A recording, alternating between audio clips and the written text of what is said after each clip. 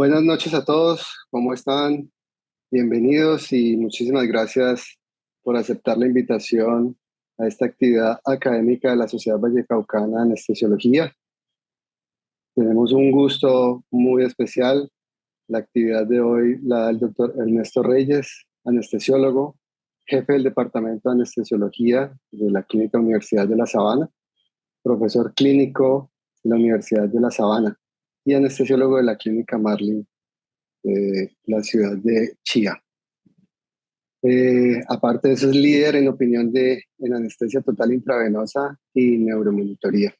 Realmente es un gusto tenerlo, doctor Reyes, que pues, nos comparta toda su experiencia que ha adquirido en todos estos años en cuanto al neuromonitoreo, un tema pues de vital importancia que en los últimos años ha tomado una gran relevancia, eh, por así decirlo, pues en el desenlace de nuestros pacientes y que cada día queremos utilizarlo más de la mano.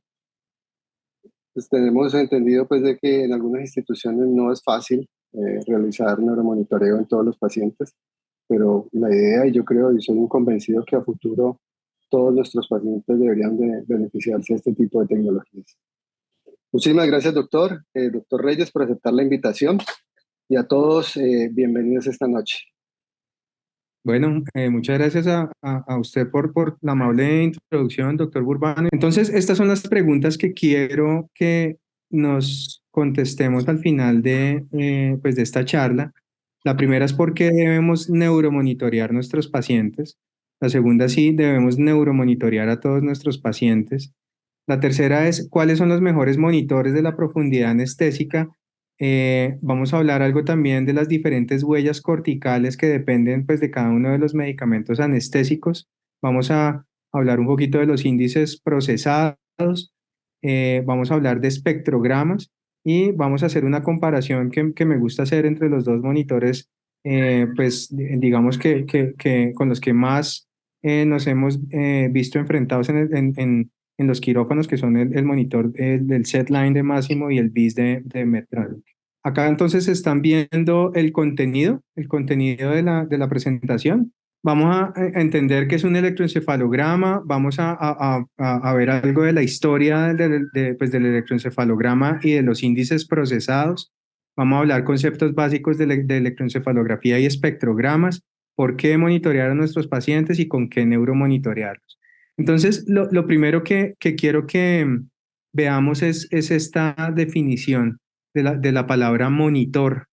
Fíjense que, pues como la mayoría de las palabras que usamos en español provienen del latín, pero me parece muy bonito porque fíjense que viene de monitoris, que significa guía, consejero, y creo que nosotros hemos tenido muy buenos consejeros con respecto a muchas otras cosas que hemos venido haciendo en nuestro ejercicio como anestesiólogos. Entonces, hemos tenido buenos consejos que nos dan los esfigmomanómetros y la presión arterial invasiva cuando estamos hablando de presión arterial. Tenemos muy buenos consejeros con respecto a los parámetros de oxigenación en la sangre con la pulsoximetría y en lo que respecta a la capnografía, porque tenemos pues unos consejeros que son muy fieles. Tenemos también muy buenos consejeros de lo que está pasando en el corazón de nuestro paciente con los electrocardiogramas. Tenemos buenos consejeros en la monitoría de la temperatura de nuestros pacientes, pero hasta el momento no hemos tenido un consejero estándar eh, que nos diga cuál es el comportamiento de los medicamentos que estamos usando en el cerebro de nuestros pacientes. Y creo que hemos extrapolado a muchos de estos otros consejeros que vimos anteriormente la tarea que tenemos de descubrir cuál será el mejor consejero para entender qué es lo que está pasando en el cerebro de nuestros pacientes. Y es que si nos muestran una diapositiva como esta, pues uno queda ya como desinflado y dice, no, yo nunca voy a entender qué es lo que está pasando en el cerebro de un paciente si me está mostrando este tipo de ondas que no tienen ningún patrón, ninguna coherencia. Entonces, pues creo que esta probablemente no sea la mejor forma, y mucho menos si uno tiene que hacer un montaje de estos montajes antiguos, este es el Sistema Internacional 1020 para montar una electroencefalografía pues por fuera de quirófano. Pero ya desde hace bastante tiempo nuestros antepasados anestesiólogos se habían preguntado cómo monitorear el cerebro del paciente con el electroencefalograma. Y fíjense que a mediados del siglo pasado, de alguna forma lograron meter estos grandes equipos en los quirófanos y empezaron a ser útiles estos equipos para detectar precozmente las lesiones isquémicas corticales, para detectar episodios de convulsiones intraoperatorias, para hacer monitoría de la hipnosis, que esto es una de las cosas que tuvieron más relevancia incluso hasta hace pocas décadas, pero se dieron cuenta que esto implicaba una gran cantidad de patrones electroencefalográficos y trataron de describir algunos. Y fíjense que acá en estas publicaciones de mediados del siglo pasado ya estaban entendiendo que muchos medicamentos hipnóticos producían unas huellas muy específicas en el cerebro de cada uno de los pacientes anestesiados. Y este ejemplo me parece un ejemplo muy bonito de una publicación también de los años 50 del siglo pasado, en donde estamos viendo los patrones electroencefalográficos de la anestesia con ciclopropano a medida que el paciente iba perdiendo el estado de conciencia. Entonces, fíjense que no es una cosa, digamos, no es una cosa tan nueva, es una cosa realmente que tiene una gran cantidad de estudios soportantes. Y a mediados también del siglo pasado se empezaron, pues, específicamente en el año 1971, a desarrollar los análisis biespectrales. Y fue hasta 1996 cuando se lanzó el monitor de BIS, cuando pues esto se hizo visible para todos los anestesiólogos pues, de aquella época. Después salieron otros monitores, que yo creo que todos hemos tenido contacto con algunos de estos monitores de profundidad anestésica basados en la electroencefalografía, y salieron otros índices procesados parecidos al BIS, en este caso uno de los más usados en esta década, que es el PSI. Entonces, eh, ya todos hemos tenido contacto con el índice biespectral, sabemos que ya lleva más de 2 décadas, digamos, dando vueltas por ahí. Sin embargo, creo que nos simplificaron mucho. eh, Creo que pensaban que nosotros nos íbamos a asustar con una imagen de estas y nos lo simplificaron mucho al punto que nos lo convirtieron en un número. Y yo creo que ahí se perdió gran parte de una información que era muy valiosa para que nosotros pudiéramos interpretar qué era lo que estaba pasando realmente en el cerebro de nuestros pacientes. Entonces, pues acá nos construyeron este índice numérico, nos dijeron que iba de 0 a 100 y que entre 40 y 60 era lo que nosotros teníamos que tener a nuestros pacientes, y que además tenía un delay de más o menos unos 30 segundos y se acabó. Entonces, pues fin, acá nosotros podríamos dar por terminada la charla si nosotros hubiéramos hecho esta charla en la primera década de los 2000, pero resulta que hay que volver a las raíces para poder reentender qué es lo que está pasando con la electroencefalografía y cuáles son todos estos valores útiles que vamos a empezar a usar diferentes de los índices procesados. Acá esto nos lo muestra muy bien nuestra compañera Rihanna. Entonces, para eso hay que volver a entender qué es lo que estamos midiendo. Y como nosotros estamos midiendo ondas electroencefalográficas que tienen una frecuencia, entonces tenemos que recordar esto. Fíjense que acá nosotros estamos viendo pues un trazado de una onda que tiene una baja frecuencia, ¿cierto? Porque acá tenemos 3 ondas en un segundo. Y como la unidad de medida de una onda es el Hertz, que es básicamente la cantidad de ondas que hay en una determinada cantidad de tiempo. Acá lo estamos viendo en un segundo. Pues entonces acá nosotros podemos saber que este trazado tiene 3 Hertz. Y fíjense que abajo tenemos una otra onda que en este caso tiene alta frecuencia. ¿Por qué? Porque en ese mismo segundo nosotros ya no vamos a estar viendo solamente 3 ondas, sino vamos a estar viendo 12. Entonces esto es un trazado que tiene 12 Hz. Entonces creo que allá nos empezamos a entender en lo que es la electroencefalografía.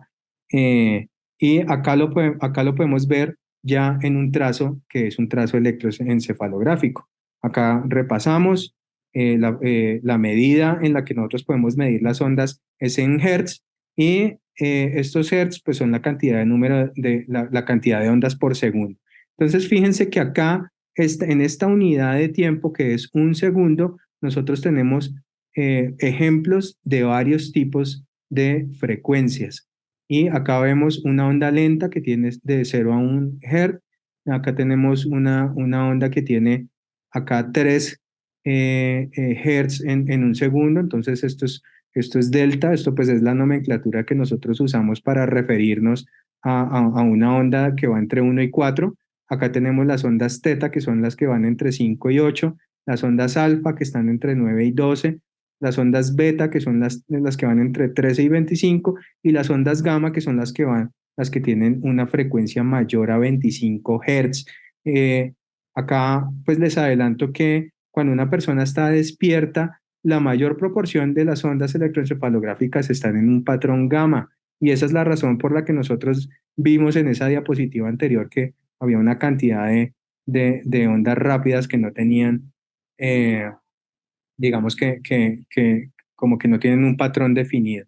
Pero fíjense lo que pasa cuando nosotros empezamos a anestesiar a nuestro paciente, y eh, eh, lo que va a hacer el anestésico es eh, poner la frecuencia pues, del cerebro en unos rangos de hertz específicamente. Y fíjense ustedes acá que este ejemplo es un ejemplo muy bonito para que ustedes entiendan que nosotros en un electroencefalograma crudo vamos a ver esta onda que estamos viendo acá, pero fíjense que esta onda tiene 2 ondas superpuestas.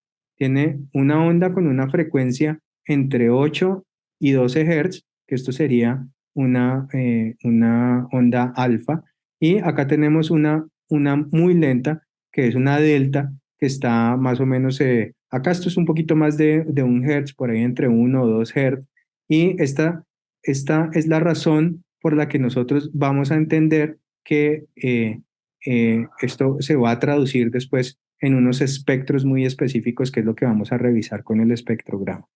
Acá estamos viendo otras superposiciones de ondas. Entonces fíjense cómo se vería una onda alfa pura, una beta pura, una teta pura, una delta pura, pero como nosotros siempre vamos a ver superposición de ondas, y sobre todo en los patrones anestésicos vamos a ver superposición de 2, incluso a veces 3 ondas, pero lo más frecuente que vamos a ver es alfa delta, que ustedes lo están viendo acá, que esto es la onda que vamos a ver en la anestesia con propofol, y algunas veces vamos a ver teta delta. Esa superposición de ondas no está en este ejemplo, pero quiero que lo vayan teniendo por ahí en cuenta, porque es lo que vamos a ver en la anestesia con inhalados. Ahorita lo vamos a ver mucho más específicamente, pero pues ténganlo por ahí a la mano para que lo puedan identificar. Ahora vamos a ver la anestesia con propofol, y fíjense que como en el ejemplo del ciclopropano, el propofol a medida que va aumentando la dosis va produciendo efectos diferentes en el electroencefalograma crudo. Pero lo que vamos a ver en un plano quirúrgico es esta onda que tenemos acá en el ejemplo en donde vemos una onda muy lenta, que es como va como una ola acá. Acá si nosotros contáramos la frecuencia de eso, tendríamos que, si esto es un segundo, pues tendríamos más o menos una 2, 3 y 4 Hz, o sea que eso es una onda lenta delta, y encima de esa onda delta, por la superposición de las ondas, va viajando la onda alfa, que son todos esas imágenes como de serrucho que vemos ahí. Ahora, si seguimos profundizando a nuestro paciente, cada vez vamos a ver más ondas lentas y vamos a llegar a este punto, que es el punto más profundo que logramos con nuestros medicamentos anestésicos, que es una condición que nosotros conocemos como el burst suppression o las ráfagas supresiones en español, en donde vemos unas ráfagas de ondas seguidas de una actividad casi isoeléctrica en el electroencefalograma. Entonces, esto ya lo vamos a analizar en detalle, pero es una de las cosas que parece que está asociada con peores desenlaces cognitivos en nuestros pacientes.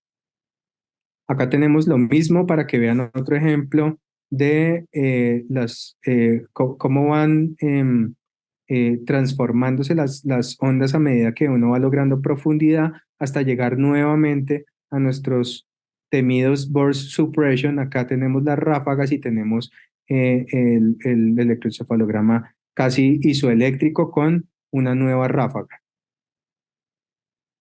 Y acá, por ejemplo, estamos viendo lo que pasa con el electroencefalograma crudo de la ketamina. Esto es uno de los principales problemas que tiene basarse en índices numéricos únicamente. Y en este caso, fíjense que este patrón es un patrón de ondas rápidas. Acá tenemos, esto es casi gamma. Esto podría incluso hacernos pensar, si nosotros no estamos, si lo ponemos en un estudio ciego, podrían hacer pensar que el paciente se está despertando, porque estas son las ondas electroencefalográficas de un paciente también despierto. Entonces, esta es la razón por la que nosotros no nos podemos basar en un índice numérico únicamente, porque acá, si nosotros ponemos un bolo de ketamina, nuestro índice biespectral o el PSI va para arriba y nosotros estaríamos pensando que el paciente se está despertando cuando estamos es bajo el efecto de un medicamento que activa pues la banda gamma. Entonces, esto hay que tenerlo en cuenta también. Y fíjense qué pasa con la dexmedeto. La dexmedeto es un medicamento que, con el que he trabajado muchísimo también y hemos encontrado estos dos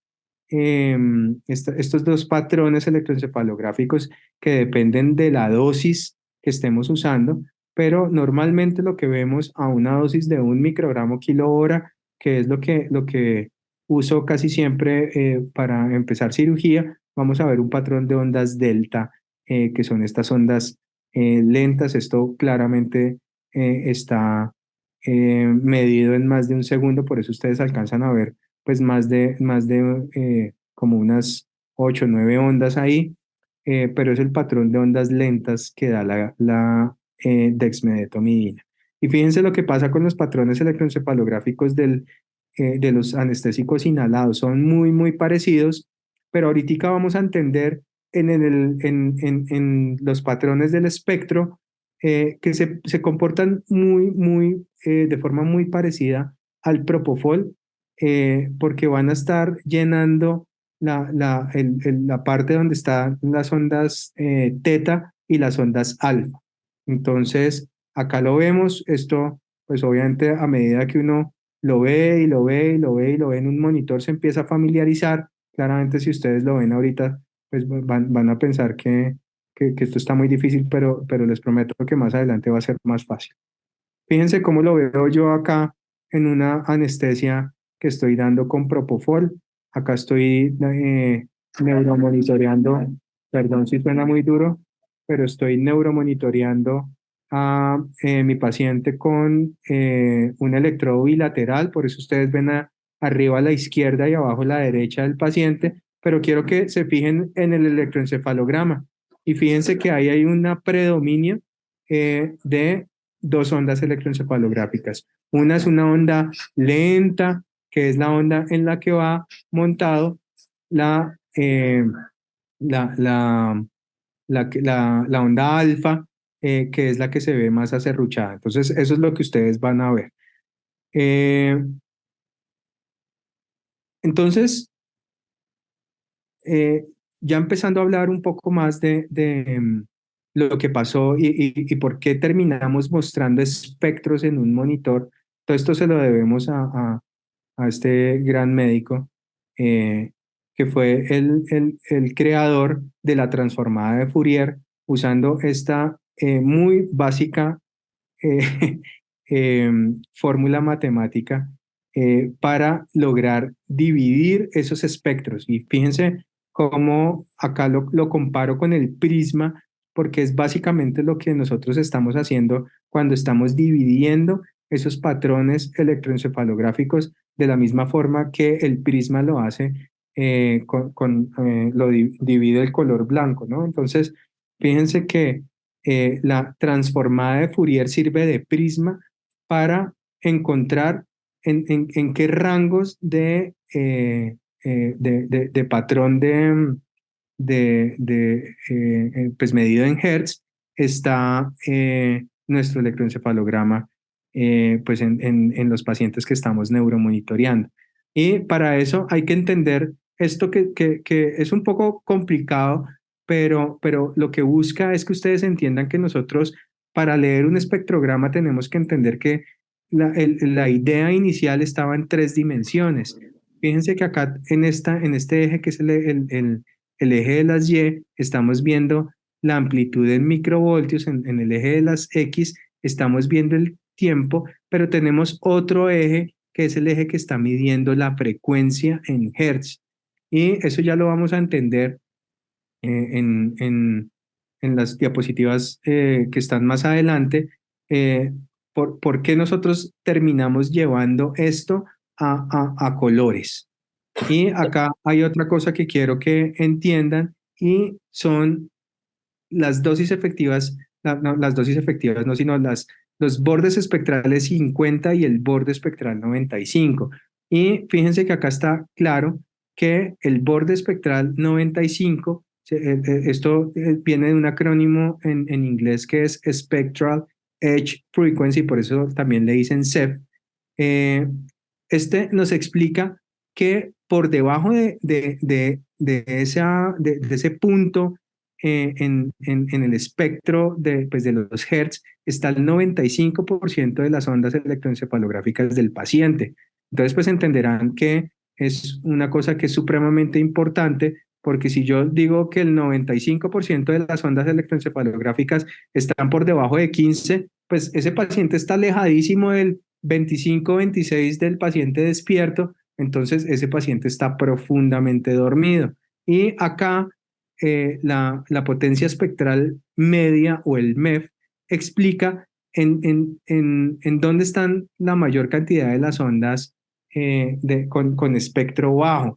Y eso digamos que es importante, sobre todo cuando uno está administrando, por ejemplo, medicamentos como la dexmedetomidina. Entonces, pasamos a esta. Fíjense que acá estamos viendo lo mismo, es un esquema tridimensional, pero entonces acá empezamos a usar escalas de color. Acá en esta gráfica que tenemos a la izquierda, encontramos que tenemos unos patrones de frecuencia. Hacia arriba estarían los patrones de potencia en decibeles y acá tenemos el tiempo en este otro eje. Entonces, ¿qué podemos ver acá? Podemos ver que la potencia, porque va hacia arriba en decibeles, es mayor entre 0 y como 3 o 4. Si ustedes lo pueden ver bien ahí, sabemos que la potencia es alta en decibeles porque se empieza a poner en esta tonalidad roja. Y el otro segmento donde tenemos una gran potencia es en este segmento entre los 10 y los 13 Hz, ¿cierto? Eso creo que se ve pues bastante bien ahí. Pero entonces, como nosotros tenemos que pasar esto a un esquema bidimensional, entonces vamos a sacar la potencia en decibeles y la vamos a poner acá a un ladito y acá nos vamos a preocupar únicamente por la frecuencia y por el tiempo. Y fíjense que acá de igual forma que en la gráfica que está en la derecha, tenemos una gran potencia porque está rojo, y fíjense que acá la potencia está en decibeles y donde hay más decibeles es donde está más rojo. Tenemos una gran potencia entre 0 y como unos 4 Hz, que esto es lo que corresponde a las ondas lentas, que era lo que estábamos hablando ahorita, y el otro espectro donde se ocupa la mayor cantidad de la potencia está entre 10 y como 13 Hz, ¿cierto? Entonces, acá estamos viendo que este espectrograma, que ya lo estamos entendiendo, tiene un patrón alfa porque está entre 10 y 12 Hz, que es donde está, según lo que habíamos visto en la diapositiva anterior, las ondas alfa, y delta, que está entre 1 y 4 Hz, que pues corresponde a una anestesia con propofol. Y fíjense que acá llega otro amigo bien importante nuevamente, que es el CEF 95. Y fíjense cómo por debajo, como de unos 18 o 10, 17, 18, está el 95% de las ondas electroencefalográficas en este paciente, porque donde hay muy poca potencia, donde hay muy poquitos decibeles, fíjense cómo se ve en la escala de colores, que es todo esto que tenemos acá por encima de 20 Hz. Entonces acá ya entendemos que tenemos un patrón alfa delta con un CEF 95, yo creo que por ahí en un 17 o 18, y que este paciente está perfectamente desconectado entre la corteza y el tálamo. Pero, ¿por qué nosotros no estamos haciendo un montaje de esos 10-20 que les mostré? Y es por este fenómeno. Este fenómeno es el que nos permite monitorizar la frente de nuestros pacientes. Fíjense que cuando el paciente está despierto, todo el espectro de las ondas electroencefalográficas se concentra más en la parte occipital, pero a medida que se va poniendo en estado de inconsciencia, el, eh, el poder de las ondas electroencefalográficas se ubica en la frente. Y esto es a lo que este fenómeno se conoce como la frontalización de las ondas electroencefalográficas que logramos con la anestesia general. Y esta es la razón por la que nosotros estamos usando todos los electrodos que usamos en la frente de nuestros pacientes. Entonces, veamos ejemplos de espectrogramas de los diferentes medicamentos, y fíjense acá cómo es el espectrograma del propofol. Y acá hay un fenómeno bien interesante que quiero mostrarles, que es, acá tenemos un paciente que tiene distribuido el espectro incluso hasta 40 Hz, y fíjense que acá con el inicio de propofol el paciente va a tener lo que vimos en el ejemplo anterior, que es la conformación de un patrón alfa-delta, que es la anestesia con propofol. Pero fíjense que acá nosotros estamos viendo repetidos bolos en la inducción de este paciente.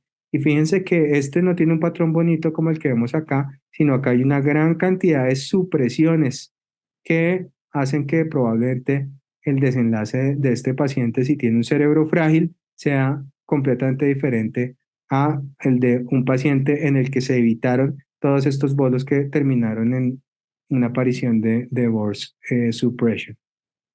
Fíjense cómo se ve el espectro de la ketamina. Miren que está bien arriba, por encima de 30 Hz, que era lo que habíamos visto cuando estábamos describiendo el electroencefalograma crudo de la ketamina. Y definitivamente, si ustedes van a mirar acá el índice numérico, pues les va a dar como 90, 80. Y ustedes van a decir, este paciente le falta anestesia y este paciente está completamente desconectado, y mucho más si lo usamos en conjunto con otros medicamentos hipnóticos, como es la tendencia reciente de usar medicamentos en multimodalidad. Ahora, fíjense cómo se puede ver la dexmedetomidina. Esto acá les muestro los dos patrones. estos patrones de dexmedetomidina a bajas dosis tienen esta particularidad que son estas rafaguitas pequeñas que se llaman spindles, pero lo que nosotros vamos a ver en las dosis que usamos frecuentemente, si solo usamos dexmedeto, es este patrón de ondas lentas, que es un patrón delta, que es el típico de la anestesia con dexmedeto a dosis por lo menos de 1 microgramo kilo hora.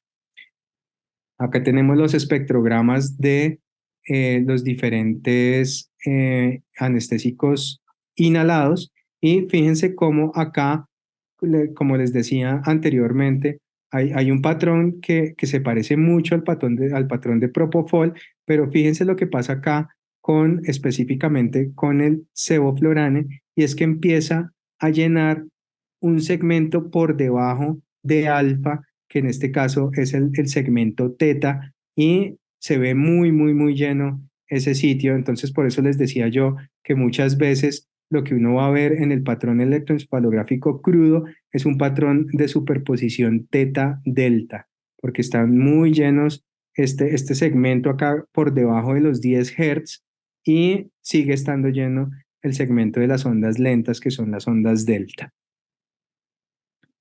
Y acá vemos cómo comparativamente se van a ver en nuestro espectrograma las infusiones de estos medicamentos solo. Como les decía, nosotros muchas veces mezclamos medicamentos. Por ejemplo, yo uso mucho Propofol dexmedeto. Entonces, pues yo claramente estoy haciendo una superposición de las ondas delta o de las ondas lentas, como se ven acá en el patrón de dexmedeto sola, con el patrón de Propofol dexmedeto, que acaba de haber un reforzamiento de la banda delta. Entonces eso es lo que nosotros vamos a ver en la anestesia multimodal. Y esta diapositiva para que ustedes vean que esa banda alfa del Propofol aparece muy, muy temprano en el desarrollo neuronal. Y fíjense que ya los niños de 9 meses están, pues digamos que apenas definiendo, pero ya de una forma pues bastante coherente la banda alfa, y eso va a seguir así durante toda la niñez, toda la adultez y después de los 40 años en los cerebros que ya pues están entrando en la adultez. Pues van a empezar a desvanecer un poco esa banda alfa, que pues es lo que nos va a pasar a todos cuando seamos adultos mayores. Entonces, después de esa sobredosis de electroencefalografía cruda y espectrogramas, entonces ahora sí, ¿por qué creemos nosotros que tenemos que neuromonitorear a los pacientes? ¿Será porque los pacientes se van a despertar o será porque los pacientes los vamos a sobredosificar? Vamos a tener aumento de las complicaciones posoperatorias si nosotros no monitoreamos a los pacientes. ¿Será más costo efectivo monitorear a los pacientes? Entonces, lo primero que les quiero decir es que creo que nosotros, o más bien la neuromonitoría se planteó de una forma diferente al principio, pero creo que no es lo que estamos haciendo ahora, porque la neuromonitoría inicialmente se planteó como una estrategia, o más bien como la estrategia más eficaz para prevenir el despertar intraoperatorio en nuestros pacientes. eh, y resulta que cuando nosotros revisamos cuál es la epidemiología del despertar intraoperatorio, pues es un evento que se produce muy rara vez. Estos datos son tomados del NAP5, que pues creo yo que es uno de los estudios más serios que se han hecho acerca de despertar intraoperatorio. Y fíjense que en el NAP5 la frecuencia es menor del 1%. Cuando se compara el uso de relajación neuromuscular versus los pacientes que van en el transoperatorio sin relajación neuromuscular, fíjense que pasa de 1 en 8.000 a 1 en 136.000 anestesias. Pues es que es una cosa que es absolutamente infrecuente. Fue un poco mayor en las técnicas intravenosas, pero todo esto estuvo relacionado con fallos en seguridad porque los pacientes se les descanalizaban, no había conectores Luer Lock, entonces se salía la aguja que tenían y entonces el paciente no estaba recibiendo ningún hipnótico. eh, pero finalmente, si uno busca tener confianza frente al despertar intraoperatorio, pues les tengo que decir que el índice es un índice que se demora en procesar. Uno está viendo lo que pasó 30 o 40 segundos atrás. Entonces, seguramente tendremos que aprender a interpretar, como les decía, el resto de información que nos da el monitor. Y acá podemos ver cómo la mayoría de las publicaciones que se hicieron en esa época fueron enfocadas a dar como endpoint la disminución en el despertar intraoperatorio. Pues entiendo que obviamente todos sabemos que esto es un desenlace que nadie quiere tener, pero disminuir la frecuencia de un evento que se presentan en el menor, en menos del 1% de las anestesias generales, pues es una cosa pues que parecería ser bastante difícil de hacer, ¿no? Pero lo que nos empezamos a dar cuenta es, bueno, obviamente todas estas publicaciones iban diciendo que el índice sí servía, que el BIS no servía, que era mejor tener un anestesiólogo entrenado, pero es que finalmente lo que estamos tratando de disminuir es esto, es la sobredosificación. Y eh, la sobredosificación vista desde los patrones de sobredosificación, en este caso, el más grueso que estamos usando es el burst suppression. Entonces, pues hay que entender que el burst suppression como ustedes lo vieron anteriormente, es un intervalo de de las ondas electroencefalográficas que tiene que tener un patrón, tiene que ser mayor a 0,5 segundos, pero en donde el voltaje sea menor a 0,5 microvoltios.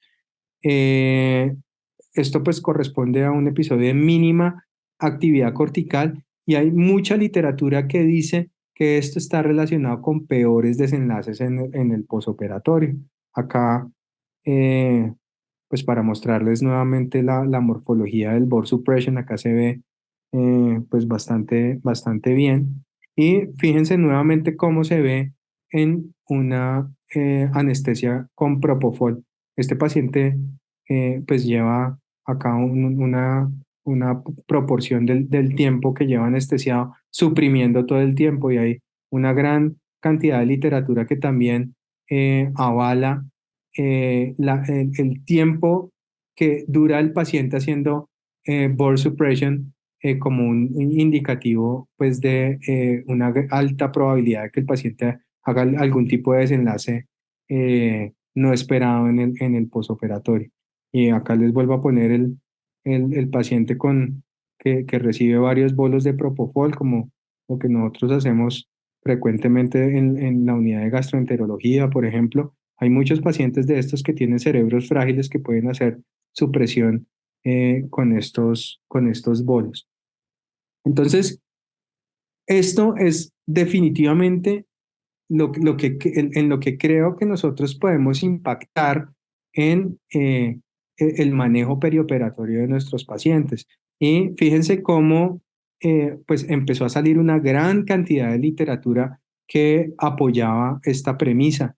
Y fíjense acá como en este primer artículo que está publicado en el British Journal of Anesthesia, dice que hay una asociación importante entre eh, las tasas de supresión y la mortalidad, a pesar de que el estudio pues, no dijo que las tasas de supresión eran la única razón por la que iba a aumentar la mortalidad. Sí se estableció que si nosotros tenemos al paciente con tasas de supresión y con bajos niveles de presión arterial media, sí aumenta la tasa de mortalidad en el posoperatorio. Acá hay otro artículo del doctor Lobo, que es una autoridad mundial en neuromonitoría, que habla también de, no sabemos muy bien si la supresión definitivamente va a ocasionar en todos nuestros pacientes peores desenlaces, pero seguramente habrá unos pacientes que tengan unas predisposiciones especiales en los que las tasas de supresión sí van a producir peores desenlaces en el posoperatorio. Y acá también esto es otro artículo que también está publicado en el British Journal of Anesthesia, en el que dice que la neuromonitoría está asociada a menores eh, desenlaces no esperados con respecto a el delirio en el posoperatorio. Y fíjense que acá, en este artículo específicamente, llegaron a la conclusión de que las tasas de supresión eran un factor de riesgo independiente para delirio. Si nosotros estamos tratando de prevenir el delirio, pues definitivamente, independientemente de que el delirio aumente o no aumente la mortalidad, eso tendremos que seguirlo estudiando. Definitivamente tenemos que incidir sobre la cantidad de tasas y sobre el tiempo que el paciente está suprimiendo. Entonces, acá lo vemos claramente en este artículo. Pero, pues obviamente, como esto es algo que lleva apenas, creo yo, un quinquenio pues, de establecerse el boom de las tasas de supresión y el delirio, obviamente ha salido evidencia controvertida. Esto creo que fue un artículo que nos desinfló un poco a los que nos gusta la neuromonitoría, pero este artículo tiene varias cosas que creo que podrían ser mejoradas en un artículo posterior. Y una de las cosas que yo más le critico a este artículo es que la anestesia que se dio específicamente para los pacientes que fueron llevados a este estudio fue una anestesia basada en inhalados. No sabemos qué pasa con el propofol y no sabemos qué pasa, mucho menos si logramos que los pacientes vayan con anestesia intravenosa titulada con perfusiones TCI y guiada por neuromonitoría. Ahora, desde el punto de vista de costo-efectividad, también han salido varios artículos. Este artículo específicamente nos dice que pues ellos no encontraron una incidencia mayor o menor de awareness. Acuérdense que la cantidad de pacientes que nosotros necesitaríamos para hacer un estudio en el que el endpoint sea awareness, pues eso es una cosa absolutamente brutal porque es un desenlace muy eh, poco esperado, pero acá sí lo que se dieron cuenta es que nosotros podíamos ahorrar anestésicos por esa titulación fina que logramos con la neuromonitoría en nuestros pacientes. Y ni hablar de la plata que desafortunadamente creo que nosotros no hemos sido juiciosos midiendo la cantidad de delirio que tenemos en nuestras unidades, pero económicamente es absolutamente costoso tener solamente un paciente con delirio. Y fíjense cómo en este artículo que está publicado en JAMA también nos dice que los costos de un solo paciente al año por presentar un episodio de delirio pueden ser de hasta $45,000. Entonces, pues esto es una plata que realmente eh, pues la podríamos estar ahorrando e invirtiendo en otro tipo de intervenciones para nuestros pacientes. Entonces, eh, ¿qué vamos acá? ¿Será que tenemos que monitorear a todos nuestros pacientes? Pues es que estamos monitoreando todo excepto el cerebro. Seguramente vamos a tener como en muchos otros países, creo que no es solamente en Colombia, algunas restricciones monetarias y tendremos que priorizar algunos pacientes que son los que más se van a beneficiar de la neuromonitoría. Pero por mí yo le pondría un sensor de visa a todo el mundo porque estamos en la época de la anestesia eh, titulada, de la anestesia muy específica para cada uno de nuestros pacientes. No es solo operativa, como les decía, yo pienso que creo que la neuromonitoría inicialmente, no, es que no le estamos dando TIVA, entonces no le pongamos.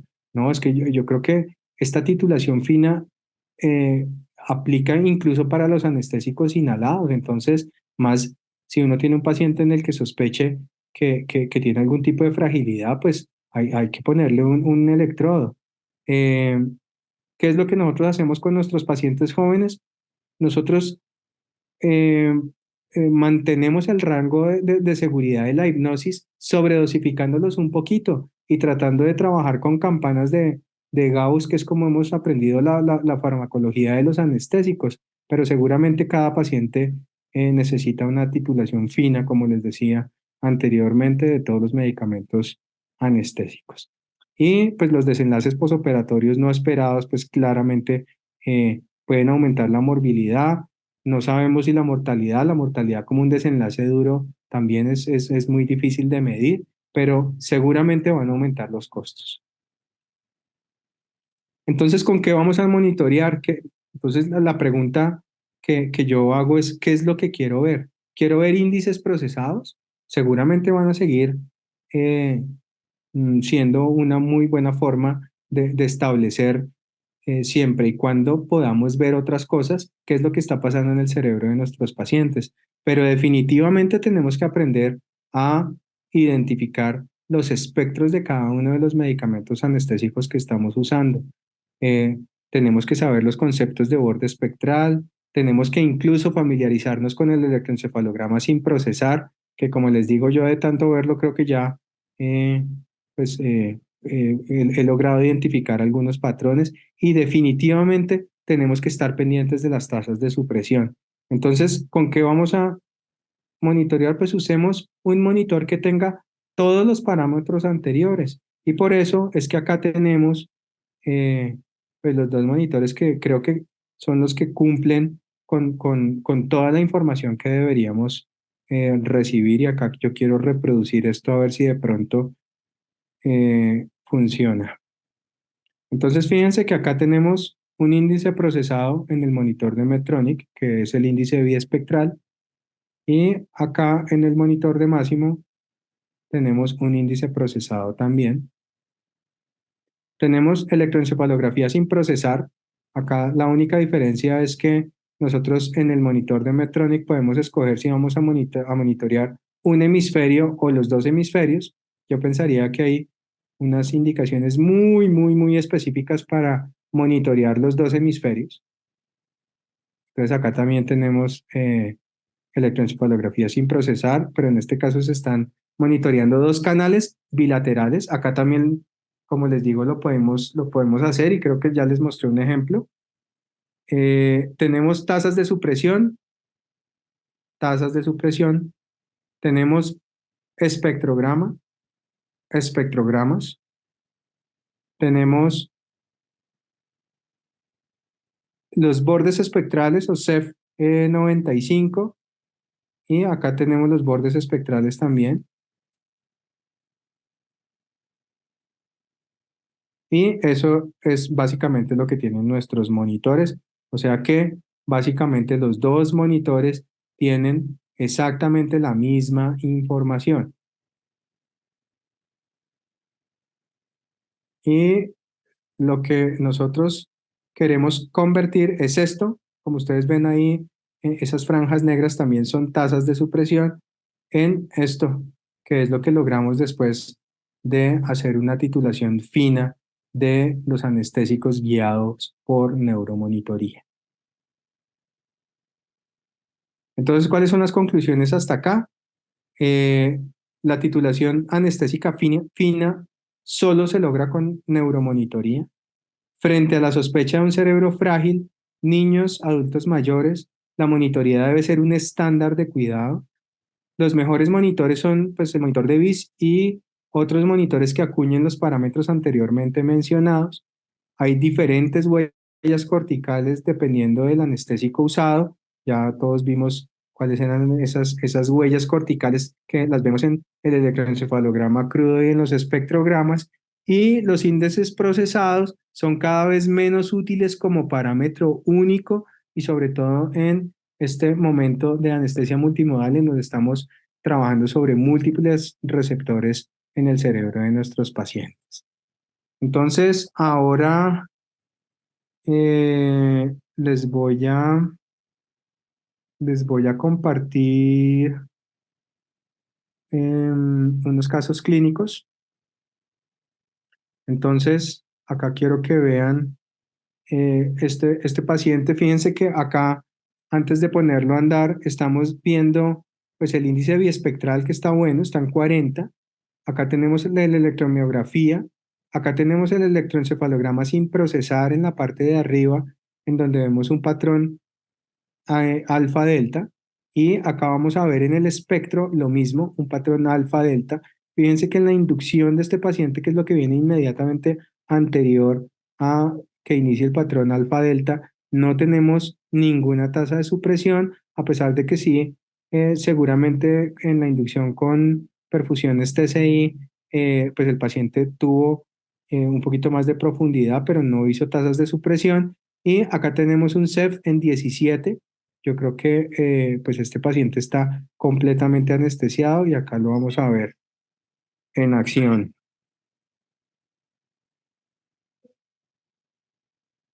Fíjense cómo se ve de bien el patrón alfa-delta. Este es un paciente con un cerebro joven y lo vemos por la potencia de la banda alfa y la banda delta en el espectrograma.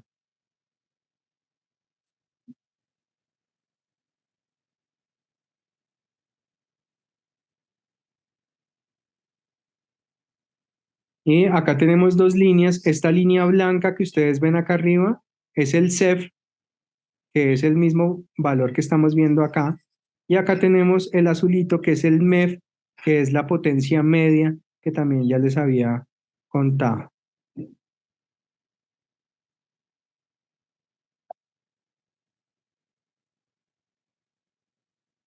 Este paciente está recibiendo remifentanil con el modelo de Minto en sitio efecto, 2.5 nanogramos. Eso es una dosis bajitica, equivalente por ahí a 0.08, dexmedeto a 0.2. A este paciente le estoy dando propofol muy, muy bajito con el modelo de Snyder en sitio efecto.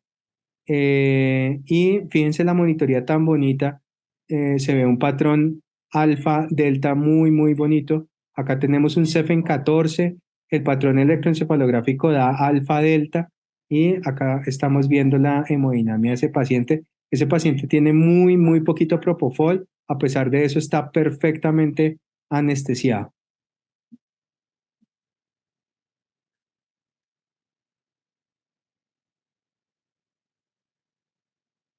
Esto es para que vean la potencia del electroencefalograma y del espectrograma en los niños. Eh, Vamos a buscar lo mismo, alfa, delta. Este paciente, que es un niño de 2 años, una cirugía reconstructiva múltiple de miembros inferiores, está recibiendo eh, propofol. Acá pues tenemos una infusión de unos liquiditos, le estoy poniendo un bolo. Acá está recibiendo un poquito de dexmedeto en una infusión volumétrica. Remifentanil TCI no tenemos modelo niños, entonces estoy usando una infusión volumétrica. A este niño le estoy dando propofol con el modelo de PAET Fusor a 2 microgramos por mililitro en sitio efecto. Está recibiendo un poquito propofol y fíjense que él tiene también un patrón alfa-delta, pero con un poder diferente. El poder está casi al máximo, aunque estamos viendo lo mismo con un CEF en 12. Fíjense la línea blanca donde está. El MEF está en la frecuencia media está en 3. Y pues con ese patrón de espectrograma y de electroencefalograma sabemos que el paciente está perfectamente dormido. Y este es otro grupo etario para que ustedes vean. En este sí estamos usando remifentanil con el modelo de Minto en sitio efecto. eh, 0,2 de dexmedeto en anestesia multimodal. Acá estamos usando uno de los modelos farmacocinéticos nuevos de propofol. Este es el modelo del doctor Level en sitio efecto, 1.4 microgramos por mililitro, que es una dosis muy, muy, muy bajita. Y van a ver el patrón del espectrograma de un paciente anciano. Fíjense que ya no tenemos un poder tan, tan importante. A pesar de eso, tenemos pues un CEF en 13, tenemos algo de alfa. Acá hubiéramos podido titular un poquito más hacia la baja, pero es que ya menos de 1,4 microgramos por mililitro de propofol, pues ya creo que pues es demasiado, es muy poquito.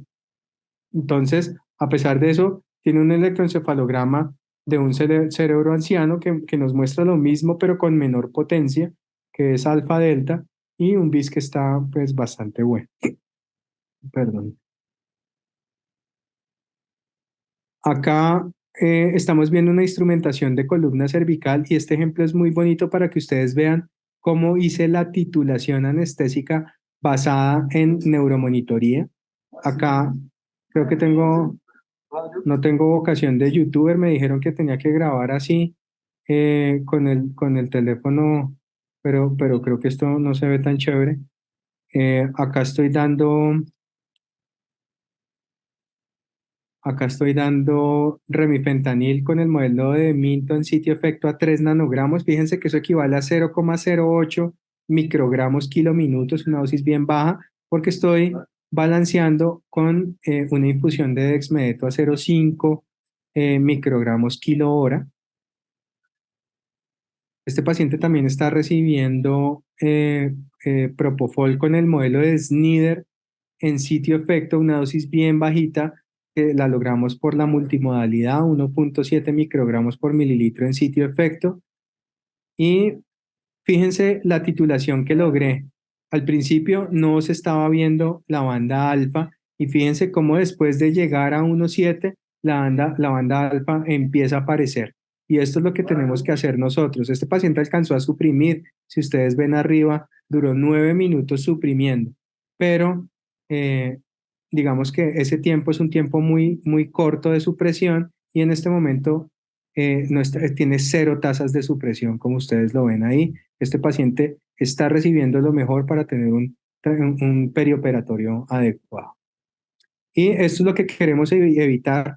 Hay muchas otras cosas que producen supresiones. La hipotermia es una de las que puede producir supresión. Yo pienso que en este caso las supresiones que estaba presentando esta paciente pues están relacionadas más con la hipotermia que con la sobredosificación anestésica, porque pues esta señora no estaba recibiendo casi nada de anestesia, pero como ustedes ven, esta señora tiene en este momento 80% de tasa de supresión y lleva 54 minutos suprimiendo. Esta paciente pues desafortunadamente pues tuvo un desenlace bastante malo. La paciente falleció y esta paciente fue una persona que fue atropellada y la encontraron en vía pública. Acá le estamos dando casi nada de hipnótico y mucho menos de opioide. Entonces, pues, si nosotros estuviéramos ocasionando esto con sobredosificación anestésica, seguramente el paciente tendría un desenlace eh, muy diferente en el postoperatorio.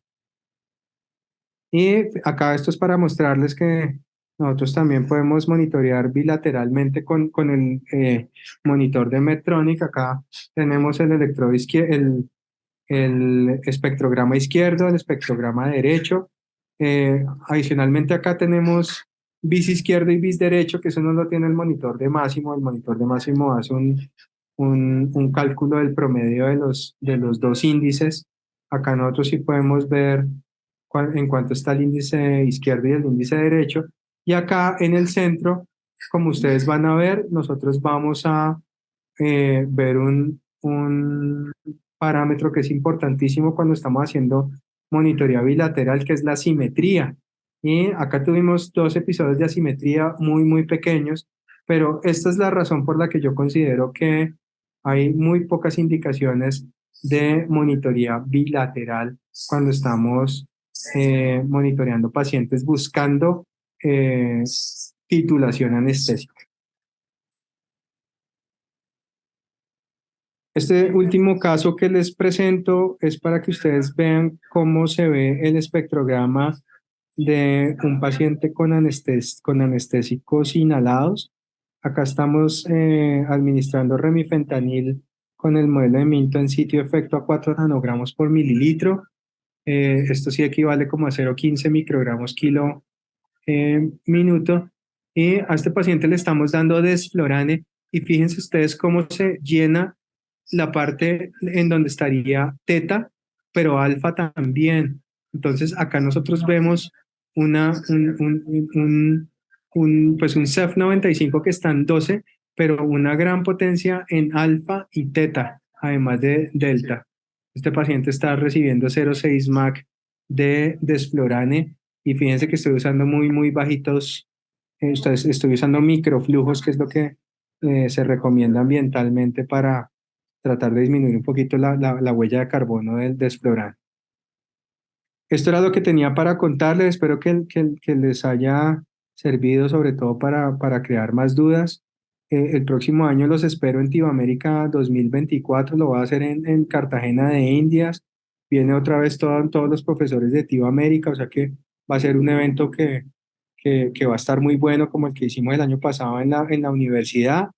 Y esto es para que me sigan en mis redes sociales. Espero que eh, hayan aprendido, que hayan disfrutado y pues quedo abierto a las preguntas que tengamos. Claro que sí, doctor. Muchísimas gracias por su excelente exposición, de verdad, muy completa. Les voy a pedir favor a los participantes, a los 120 participantes que nos encontramos ahora, que las preguntas, por favor, las dejen en el chat y les damos una leída en forma ordenada. Quisiera tomarme el atrevimiento y hacer la primera pregunta, doctor, y no sé qué tanta experiencia tiene en niños por debajo de un año. Eh, yo he tenido, pues no soy anestesiólogo pediatra, pero pues ocasionalmente doy anestesias en este grupo etario y he tratado de utilizar este tipo de monitoría, pero no sé qué patrón exactamente mirar, ¿sí? Sí, yo tengo, Realmente, sí, sí, sí, doctor. como usted, tengo muy poquita experiencia en este grupo etario. Lo que estamos haciendo es dar anestesia con modelos alométricos para poder perfundir propofol, porque yo pues sigo considerando que seguramente en este grupo etario el uso de Seborane y sobre todo de Seborane en bolos, eh, pues creo que eso necesita muchos más estudios, pero creo que titular el propofol con un modelo alométrico, por ejemplo, como el modelo del doctor Level, pues es muy bueno. Al resonador no podemos meter neuromonitoría, pero como usted vio, el patrón de alfa, delta de la anestesia con propofol aparece más o menos al séptimo mes. Antes de eso, monitorear a un paciente tendría que hacerse con monitoría cruda. Hay una persona que sabe mucho de eso que va a venir a Tibamérica. Creo que esta pregunta sería muy buena para hacérsela a ellos. Hay una persona en Argentina que es el doctor Campos que está haciendo incluso un estudio en este momento con electroencefalografía cruda en menores de un año. Y la otra celebridad en neuromonitoría en neonatos es la doctora Nancy Rodríguez, que seguramente nos podría despejar estas dudas mucho más de lo que yo podría hacerlos. Podría hacerlo. Entonces creo que pues eso es una invitación para América porque los dos van a venir. Perfecto, doctor. Muchas gracias por la invitación. Hay una pregunta en el chat y es cuando no se puede utilizar, eh, cuando no se pueden utilizar a nivel frontal los electrodos, las otras opciones que se pueden utilizar, ¿qué tan confiable sería la ubicación? Sí, eh, esto digamos que es una pregunta frecuente porque he visto publicaciones en las que se recomiendan otros usos del electrodo. Y a pesar de que creo que han sido muy hábiles en tratar pues de seguir monitoreando, y creo que hay que aplaudirles porque ellos quieren seguir neuromonitoreando al paciente, son usos off-label del electrodo. Pues digamos que eso no tiene un aval como tal de la casa que está produciendo los electrodos. Entonces, pues es una pregunta difícil. Yo lo que intento hacer es al máximo ponerlos en el sitio donde está, donde indica el proveedor que ponerlos. Ya cuando definitivamente no los puedo poner en ese posicionamiento, pues si definitivamente creo que es mandatorio monitorear al paciente, podría tratar de usar uno de esos usos off-label, pero pues hay que entender pues que como todo lo off-label, pues hay que hacerlo con suma precaución, ¿no? Muchas gracias, Doc. Bueno, pues muchos mensajes de felicitación y otra pregunta es, ¿qué factores se asocian con la presentación de supresión, además de la fragilidad? Sí, pues, o sea, finalmente lo que nosotros buscamos, lo que nosotros buscamos es que nuestros pacientes no tengan supresiones derivadas de la profundidad anestésica. Pero como les contaba ahorita, hay muchos otros factores que pueden producir supresiones. Entre esos la hipotermia. Si nosotros tenemos un paciente frío, podríamos, en el quirófano podríamos estar confundidos si lo que estamos, si las supresiones que está presentando el paciente son por hipotermia o realmente es que lo estamos sobredosificando. La hipoglicemia puede producir supresión también. Otros estados farmacológicos producen supresiones también.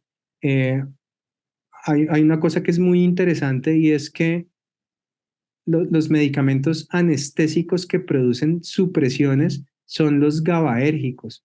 En ese caso, los únicos medicamentos que producirían supresiones son el Ceborane y pues los inhalados que actúan en el sistema GABAérgico y el Propofol. Pero, por ejemplo, la ketamina y todos los antagonistas de los canales NDMA no producen supresiones. Entonces, eso digamos que también es objeto de estudio en este momento porque no sabemos si seguramente tendríamos mejores desenlaces cuando no estamos produciendo supresiones como lo logramos con los GABAérgicos.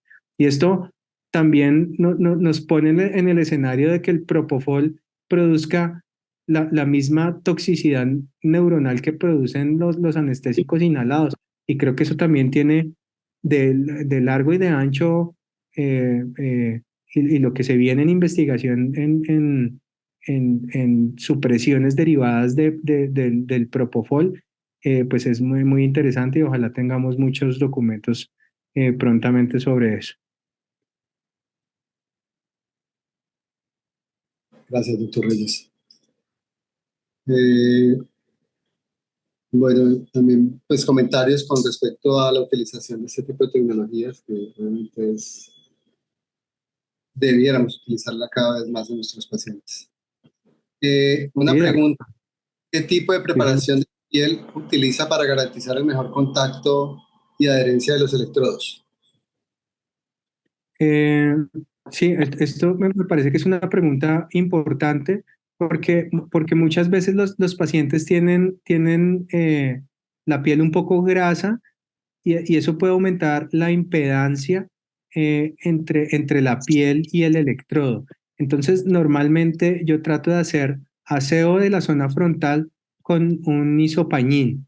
Entonces, limpio el exceso de grasa, dejo que se seque la frente del paciente y pues ahí posiciono el electrodo.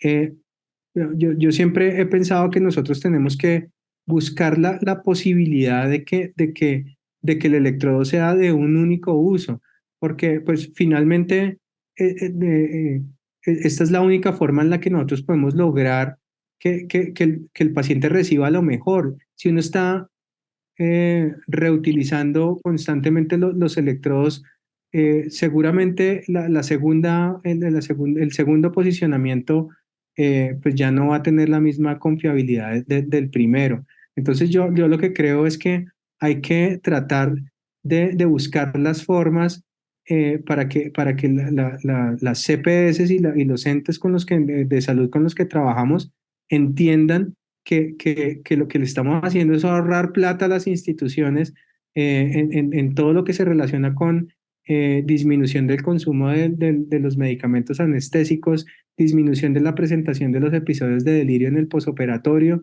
Entonces, pues estamos ahorrando plata para la institución. Si nosotros buscamos digamos, unos resultados inmediatos de plata, pues seguramente va a ser un poquito más cara la anestesia con un electrodo, pero a largo plazo seguramente vamos a ahorrar en muchas otras cosas que no se han medido bien y que nosotros no hemos logrado hacerle entender a las personas que le pagan a nuestros hospitales.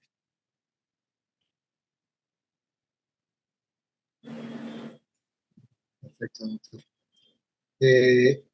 Una pregunta, ¿qué otra estrategia, a leer la pregunta, qué otra estrategia utiliza además de los derivados de la actividad eléctrica cortical para optimizar el bienestar cerebral bajo anestesia?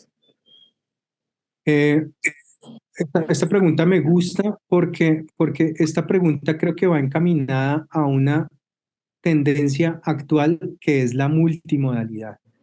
Y yo creo que si nosotros buscamos bienestar cerebral, como dice acá, creo que tenemos que disminuir las dosis de los GABAérgicos que estamos usando, porque seguramente en algún momento nos vamos a dar cuenta que los GABAérgicos son neurotóxicos, ya sea Ceborane, ya sea Propofol. Si nosotros ponemos altas dosis y las ponemos repetidas veces, seguramente vamos a lograr que el paciente tenga algún tipo de deterioro en el sistema nervioso central.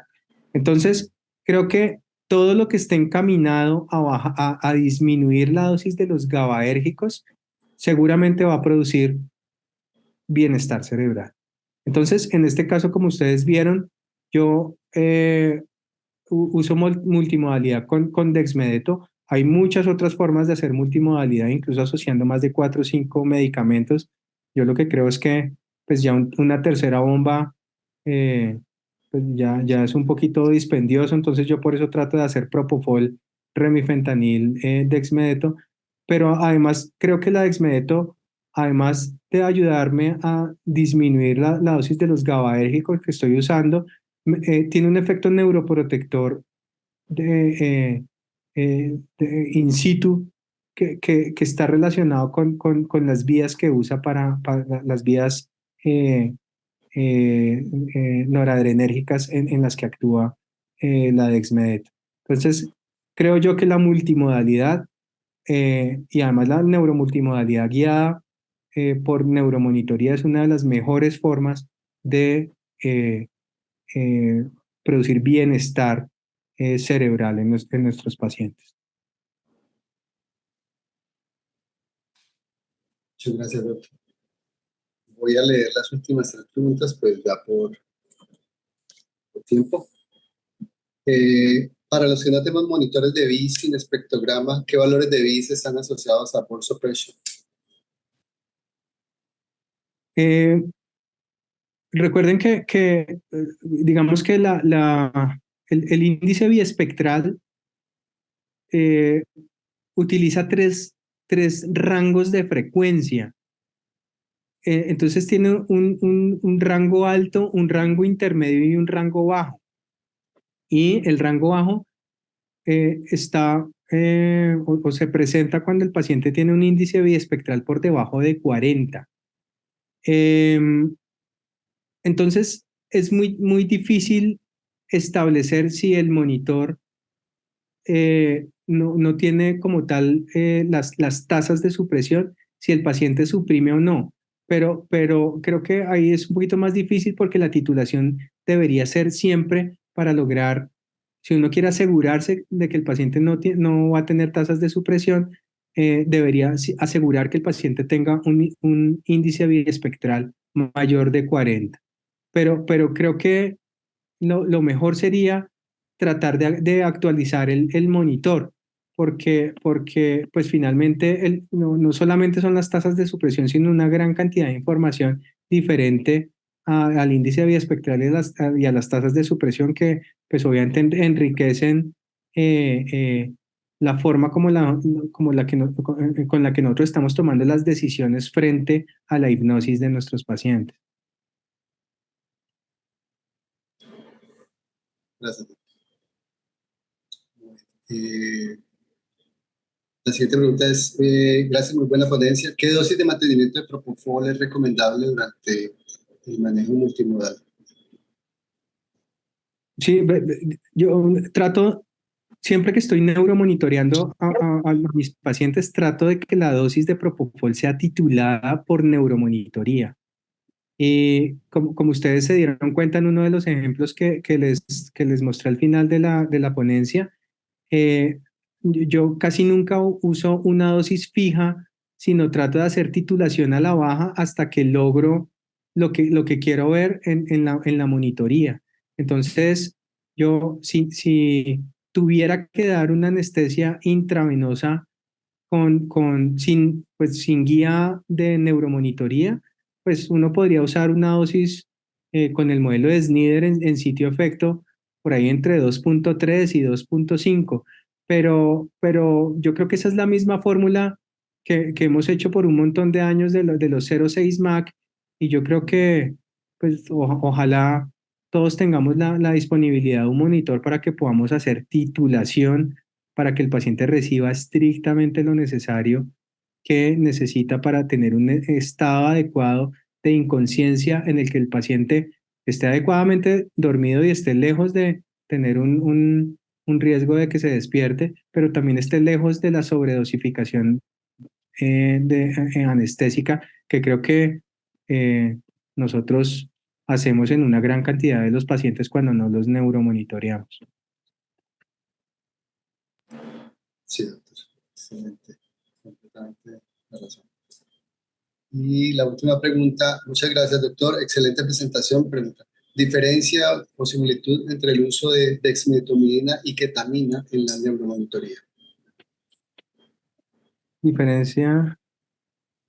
Yo inicialmente cuando salió el boom de la anestesia multimodal, que fue por un artículo que está publicado, creo que es en el British o en el New England, que es un artículo muy bonito que hizo el doctor Emery Brown, que lo tuvimos en el último Congreso de Anestesia en Cartagena, en conjunto con la doctora Marusa Naranjo, que también espero tenerlos a los dos en América.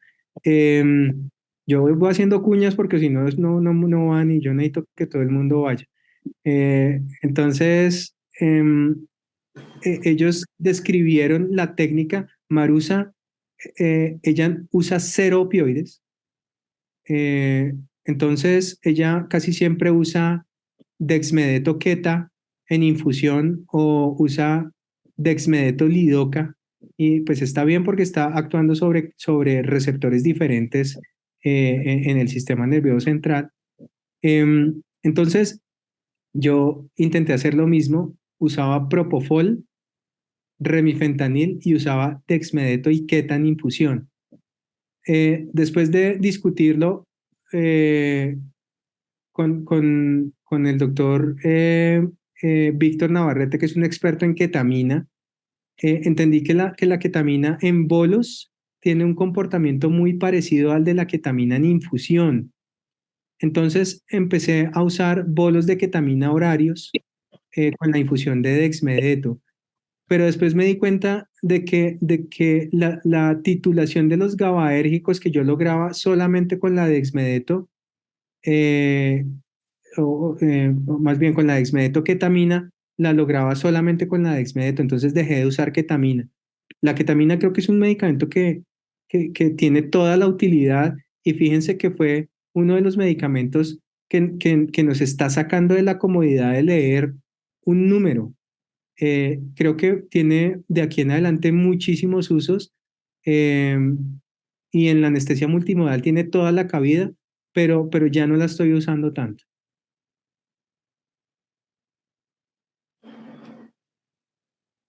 Bueno, doctor, por parte de la Sociedad Vallecaucana de Anestesiología, darle las gracias por su excelente presentación. por su magnífica charla, por pues, ayudarnos a entender este tipo de monitoría, la importancia que es de utilizarla en nuestros pacientes. Muchísimas No, gracias nuevamente a Medtronic por ayudarnos a realizar esta charla. con Al muchísimo igual gusto. que el doctor que nos está invitando a América en el 2024, y a nuestros afiliados, pues los estamos invitando el próximo, dentro de 15 días, a nuestra fiesta del Día de la Menstruación. Cordialmente invitado, doctor Reyes, y Bueno, muchas gracias. Creo que por allá los estaré visitando la próxima semana. Eh, y no, con mucho gusto, para lo que se necesite, con mucho gusto estoy disponible para que hagamos actividades académicas relacionadas con neuromonitoría. Entonces, pues muchas gracias a ustedes por la invitación y pues ojalá nos estemos viendo más frecuentemente. claro que sí, doctor. Gracias a todos por participar en esta actividad académica. Recuerden que nuestros webinars los pueden revisar en la página www.sarvac.com.co. Feliz noche a todos.